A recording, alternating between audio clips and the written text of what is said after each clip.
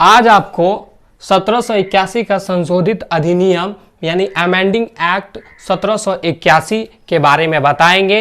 एक भी question exam में नहीं छूटेगा अगर इससे किसी भी तरह का क्वेश्चन या कोई भी क्वेश्चन पूछा जाए। तो चलिए सबसे पहले हम आपको बता दें कि इस एक्ट को क्यों लाया गया। इस एक्ट को इसलिए लाया गया क्योंकि रेगुलेटिंग एक्ट 1773, इससे पहले वाले वीडियो में हम लोगों ने पढ़ा था रेगुलेटिंग एक्ट 1773, जो 1773 में जो खामियां रह गई, जो कमियां रह गई, उसको दूर करने के लिए इस एक्ट को पारित किया गया, इस एक्ट को लाया गया।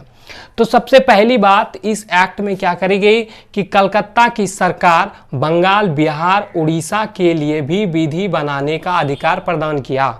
यानी कलकत्ता की सरकार को यह बोला गया कि बंगाल, बिहार, उड़ीसा के लिए भी कानून बनाए। ठीक है, जो कानून कलकत्ता के लिए बनती थी वो बंगाल, बिहार, उड़ीसा के लिए भी बनेगी, यानी कानून बनेगी। इस अधिनियम को दूसरा देखा जाए एरोमेटिक तरीके से तो यहाँ पे लिखा गया है, इस अधिनियम को एक्ट ऑफ सेटलमेंट के नाम से भी जाना जाता है, जिसे बंदोबस्त कानून कहा जाता है। हम लोग लूसेंट में पढ़ते हैं तो वहां पे सिर्फ देखने के लिए मिलता है एक्ट ऑफ सेटलमेंट 1781, वहां पे ना संशोधित अधिनियम लिखा हुआ रहता है, न ही बंदोबस्त कानून लिखा रहता है। अगर एग्जाम में क्वेश्चन आए और वहां पे बंदोबस्त कानून लिखा रहे तो हम उलझ जाएंगे। इसीलिए आपसे रिक्वेस्ट है, आप जहां से भी पढ़े या जो भी सब बुक पढ़े, लूसेंट पढ़ने के लिए मना नहीं है, उससे भी पढ़े, अच्छा बुक है, बट और भी दूसरा बुक पढ़े ताकि आपको सारा का सारा डिटेल्स मिल सके।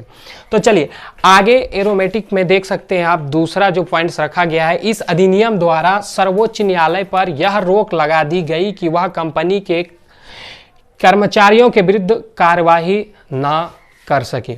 इसमें यह बोला गया कि जो कंपनी में कर्मचारी काम कर रहे हैं उस पर कोई भी कार्रवाई नहीं किया जाए। दूसरा एरोमेटिक तरीके से आप देख सकते पॉइंट जो है, इस कानून द्वारा यह व्यवस्था भी की गई कि प्रांतीय न्यायालयों की appeal governor general in council के दायरे हो, न कि सर्वोच्च न्यायालय में। पहले सर्वोच्च न्यायालय में इसके दायरे होती थी, लेकिन अब किसके दायरे में होंगे? गवर्नर जनरल इन काउंसिल के दायरे में होंगे इस एक्ट के पारित होने के बाद।